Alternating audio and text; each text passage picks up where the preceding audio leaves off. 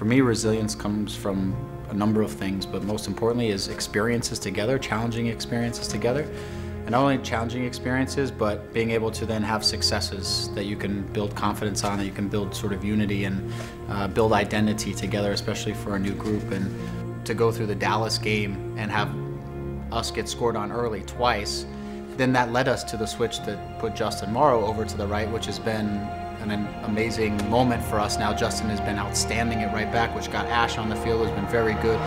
We needed to go through those moments, and some of that meant we needed to go through losses, because through losses it exposes some things that you need to fix. That, for me, and being on the road and being as a group, helps to bring a new group together.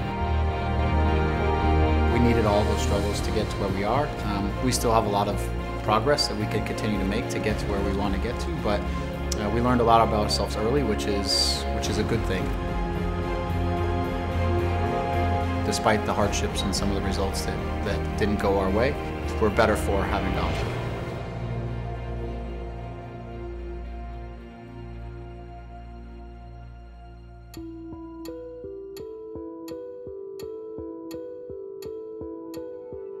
Ashton Morgan had his 100th appearance in a Reds jersey on Saturday. Class act by the organization to acknowledge Ashton Morgan before the Portland Timbers game for his 100th appearance. He's the first player in Toronto FC history who will have 100 appearances. One more than Stephen Fry, who was stuck on 99. Two more than the great Dwayne De Rosario on 98. So it's quite the accomplishment from a Toronto player, a guy who was born and raised downtown in Toronto. Still kind of surreal that I'm 24 years old and the only player who has 100 caps for the club. Jason Bent always had one thing to tell us young players. He always said, you'll get your chance when you least expect it. And, you know, for me, I was always patiently waiting, working hard in training, and just waiting for my time. And back then I was just traveling with the team, wasn't really playing, but that one day I see my name on the board. I said, Ashton Morgan, number 5, playing left back. All of a sudden I had the butterflies. During the game, actually, I remember making an overlap, and I whipped in a cross, and I think it was like the south end of where their fans are. I looked up to the crowd. I don't know, I guess got stunned, and I looked up, and everybody was like yelling and you know, getting at me, and I kind of just froze. I'm like, yeah, I'm on the main stage right now. I'm here, so I'm doing what I love now, you know. And after that point, I'll never forget that. Well, I remember when Ash came into the league several years ago. There's this young left back, and having been a left back, I was, you know, admiring some of his abilities, but from a distance, and thinking, man, this kid really likes to get up and down the field. He's aggressive when he attacks, and he's going to create problems for oppositions. I'm the only child, man. So every Saturday morning, I was in the gym. My dad, all his friends, at least 30 people. As I got older, they started to let me play with them. They always just tackle me. I had to tackle them hard, to shoot hard, pass hard, you know. So I guess that competitive like atmosphere and that attitude that I have came from those guys and my dad. Oh boy, that was a tough collision there. Ashton Morgan was not trying to play the ball on that. Another collision. And that's a foul by Ashton Morgan. He was over-aggressive at times, and as an outside back, you don't need to be over-aggressive, especially when you're as quick as Ash is. You can invite some one-on-one duels and trust that your athleticism and your quickness and all those things are assets for you in one-on-one defending, and you don't have to make big plays all the time. He picked up yellow cards early, and every time he was playing. You can't pick up a yellow card in the first 15 minutes every time you play. The team can't play you, because then maybe it's a second yellow sometime in the next 75 minutes. Another card, and that's it.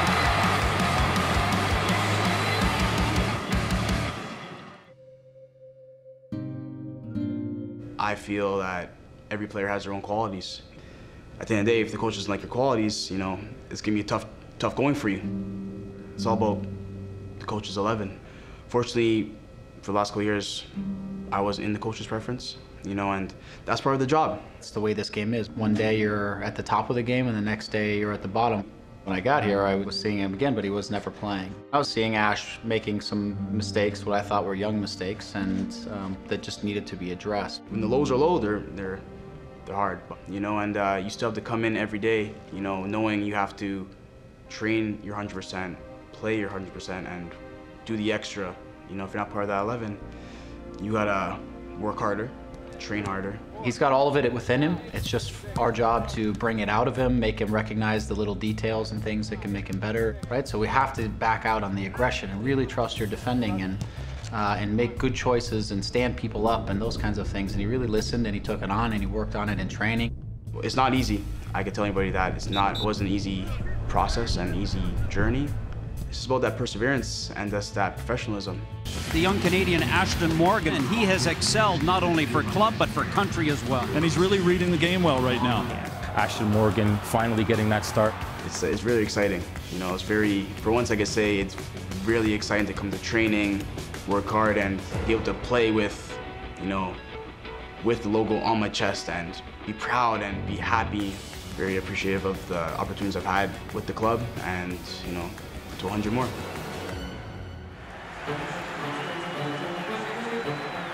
It was quite a game last time Toronto FC and Portland Timbers met. Toronto FC winning it at the death. They go again here today. Well, and Greg Vanny talked to us about the need for a positive start for his team today. Toronto FC looking very lively right now. In attack, Jovinko is on form today. Toronto FC look for their first home win of the season in Major League Soccer. Inside to the path of Sebastian Jovinko.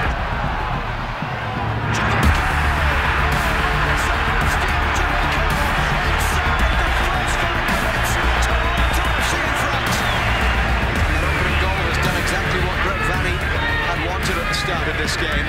Lift the fans, lift the tempo. Played forward for Crabal here. He's round the back row. Crabal. A great chance for Crabal. Good save from Adam Quaracet. He gets the shot away, but doesn't trouble Konopka, who has still had very little to do today through 76 minutes of play. 4 minutes plus stoppage time. Left to play here at BMO Field. A matter of seconds stand between Toronto FC and victory here today. As Ashton Morgan clears away, that is it to BMO Field as Toronto FC get their first home win of the season.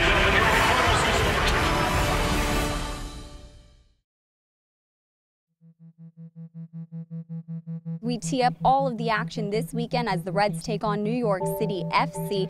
The #1 goalkeeper, Joe Bendik, of course, has gone down with a foot injury. It's not just Bendik. Jozy Altidore, A hamstring injury is going to keep him out 4 to 6 weeks. Greg Vanny's called Bendik questionable. I'd call him unlikely. This is the first prolonged injury that I've had that's kept me out of playing, and it's weird, obviously, because you feel like you want to play but can't, and you have to listen to the doctors, you have to listen to the physios, and then you realize, then you get back and you have to, after a long injury, I mean, you're out of shape. No matter how much work you can do in the gym and, you know, biking or whatever, it just, especially for goalkeepers, it's not the same. It's terrible. I mean, it's what you can imagine. I mean, I don't like it. I don't enjoy it. You know, these past 2-3 weeks, I didn't enjoy it at all, you know. Tries to play it through for Altidore. Altidore across the face of goal, and unable to get there was Jovinko. Bad news for Toronto FC is Altidore immediately calling for a substitution here. So what happened? Mentally, you just have to understand that these things are part of being professional, and you want to come back stronger than you were before you were injured, and understanding that it takes time and not to rush it. I think that's something a lot of people try to do, try to come back really fast, you rush it, and then you do it again. So that's a big important factor. You have to take your time.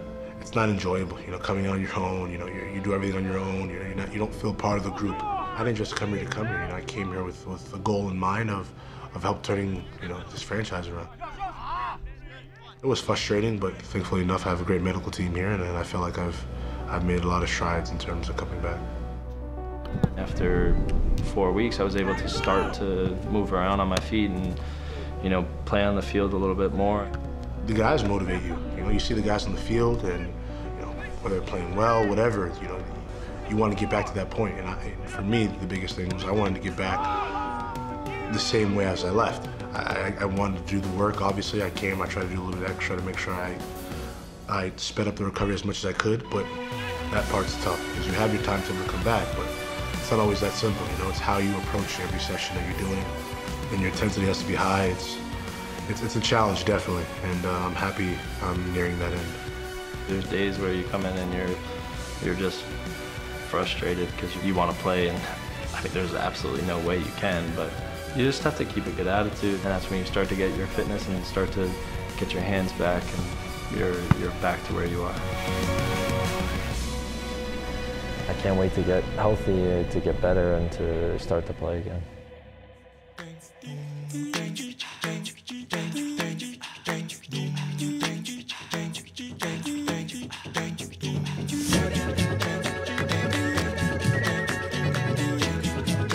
Where are we?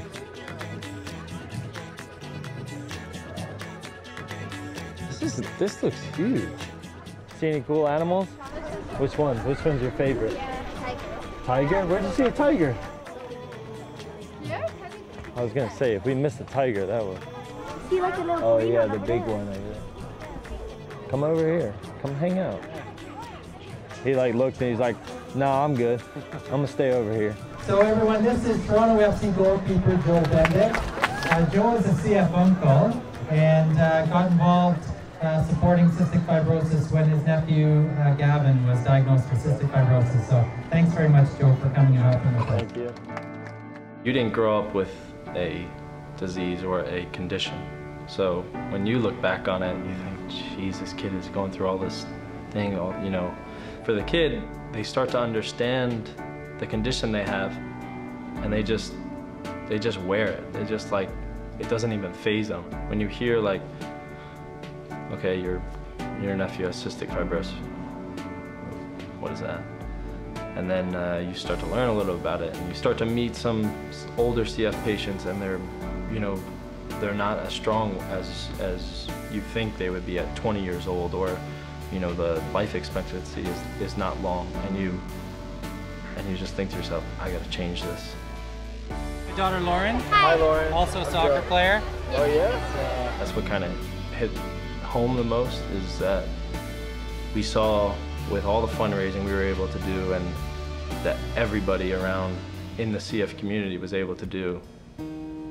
The medications just, you know, got so much better. The life expectancy went up, and now they're able to be quite healthy. I have 2 kids. Lauren has cystic fibrosis, so okay. We got involved, you know, right away as soon as we could. Probably just same as with your nephew, right? So, yeah, as soon as we found out. Yeah. When you actually get out here, you meet so many different people, and you meet, you know, the kids who have CF, and they're just fearless. Joe. Hi, Lewis. Nice to meet you. I haven't felt as much of the hardships that my sister and her husband have. But for us, we just all took it on our shoulders and did all the fundraising, and you know, took care of him and loved him as much as we could. And now he's such a just happy and, you know, fearless kid. And thank you, Joe, as well. Thank you.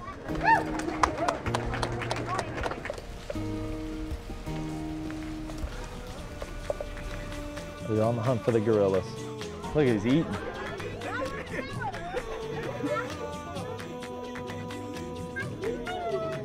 Look at that beast. He's just staring at me. There's a lot of fish. There's some huge animal back there. I just caught a little glimpse. I mean, look at this guy. Look at him. Just doesn't look like a smart animal. Josephine. That's what my brother calls me. Josephine, or Joe So Fat.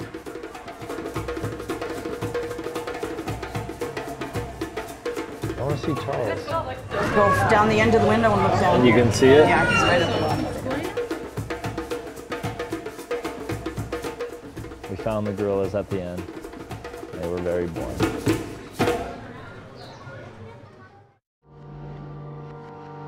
New York City, as an expansion franchise, struggled out of the gate, as you can imagine, but they're on a 2-game winning streak. There will never be a better time to play New York City FC. Toronto FC is well rested. They're coming off a bye week. They're at home. They've been trending in the right direction. There will never be a better context for TFC to pick up the full 3 points against New York City. Last Saturday, TFC took on the San Jose Earthquakes at BMO Field. A comfortable 3-1 win for the Reds. We saw Osorio and Ashton Morgan work well again on the left side, and then in turn link up with Jovinko as well. The attacking play down the left has been outstanding. Cabral gives Toronto FC the lead. Brought down by the Italian. Luke Moore runs front post. Toronto FC record back-to-back home victories. TFC went into DC with a lot on the line. This was against the Eastern Conference leaders at home where they hadn't lost in 20 consecutive games. Not only did they go in there and get 3 points, they did it in rather stunning fashion. Jovinko. Watched closely by Franklin Jovinko. Oh, another beautiful goal from Sebastian Jovinko. He just can't be stopped. Altidore dummies in. Jovinko. Long range. She scores again. TFC. A huge 3 points. TFC has never won 4 games in a row in their history. This is a should-win game to me. Tonight is another one of those steps. For the first time, we win 4 games in a row for this club. Okay, nothing comes easy in this league. It comes through first competing and fighting and scrapping for every inch. Get up in their business and do your thing. Okay, enjoy yourselves. Get 3 points tonight.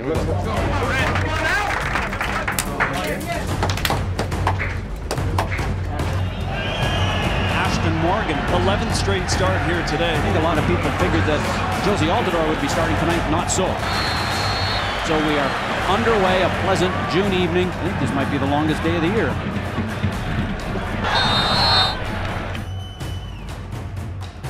Going in there, headed down, still available. Cheroux pleads for a handball, and it's been given. And this will be a penalty now for New York City to take an early lead here inside the first 10 minutes.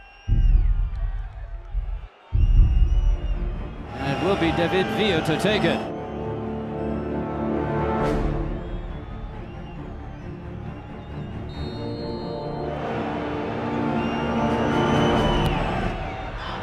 Villa gets Konopka going the wrong way and scores the opening goal in this one, 1-0 New York. Now Toronto with a little bit of work to do.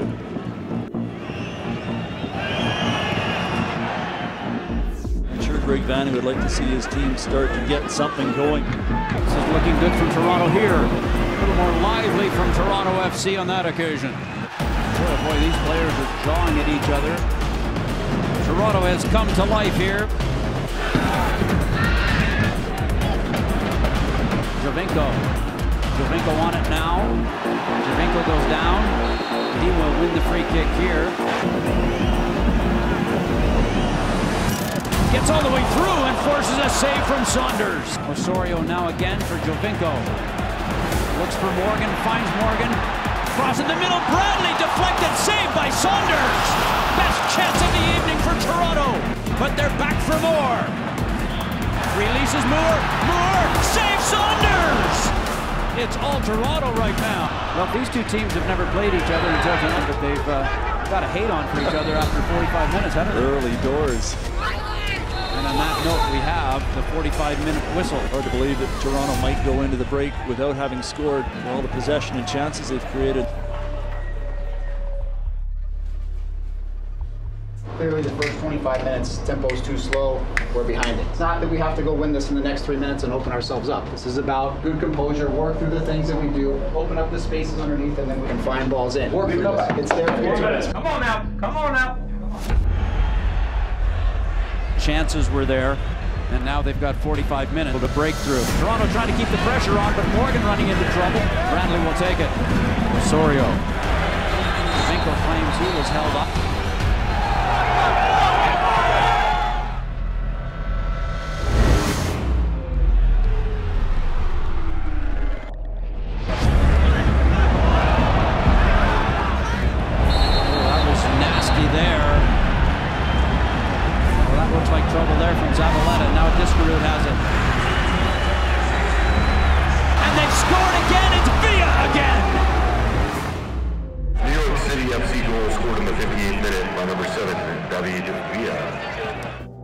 It takes Jozy Altidore now coming on to try to rescue this man.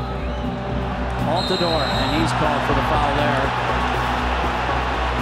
Jovinko with one touch, and it wasn't the touch he wanted. He's not happy with himself there. At New York City coming in here and scoring 2 against Toronto. And that's how it ends, 2-0. We got ourselves into some pretty good areas at times, and we didn't finish off plays. We didn't work hard enough in the box. For us, we need to take a look at ourselves a little bit after the end of tonight, and again, progress and evolve and adapt and move forward. Toronto FC is bouncing off of that difficult loss this past weekend. 2-0 was the final score against New York City. They came into last Saturday's game against New York City FC looking to win 4 games in a row for the first time and failed to do so. I feel, especially if you play with Toronto, you have to be fearless. We have the microscope on us every week, you know, and I feel that as a team, we need to know and we need to be fearless when it comes to match day. So it's Montreal Impact and Toronto FC in BMO Field. And Toronto FC anxious to get back to their rhythm after losing the game at the weekend against NYCFC. You know, everybody wants to take us out, and I feel we have a target on our back, but that's pushing us. It's not easy to play for Toronto because of the past. Piatti down the right. Piatti's ball in. It's back for Ayongo. And Toronto FC find themselves trailing at home. And we've taken that on and said we're going to try and change it.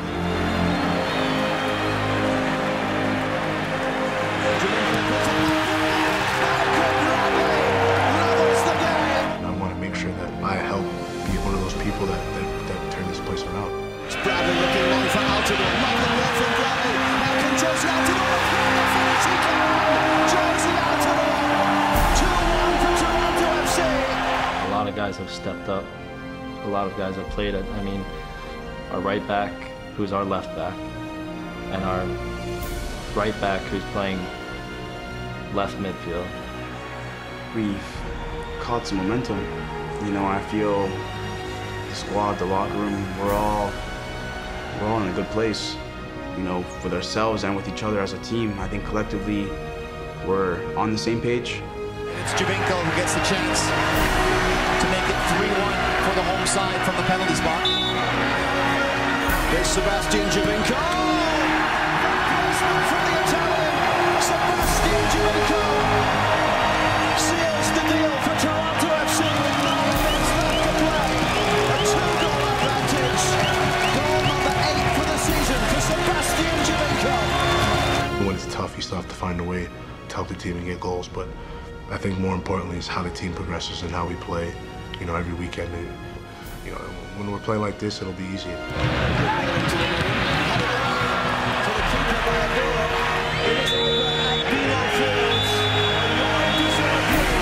Toronto FC, Sebastian Jovinko with a start.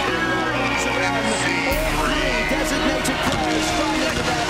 We know our goals and we know what we need to achieve, and I feel we're all ready for the show. For that's fearless. Toronto FC bouncing back from this past weekend. Everyone wanted to see a proper response from TFC, and certainly that was the case here tonight. On the next All for One. It's a special city. We've been here a year and a half now, and the biggest thing is how much we can all do to help.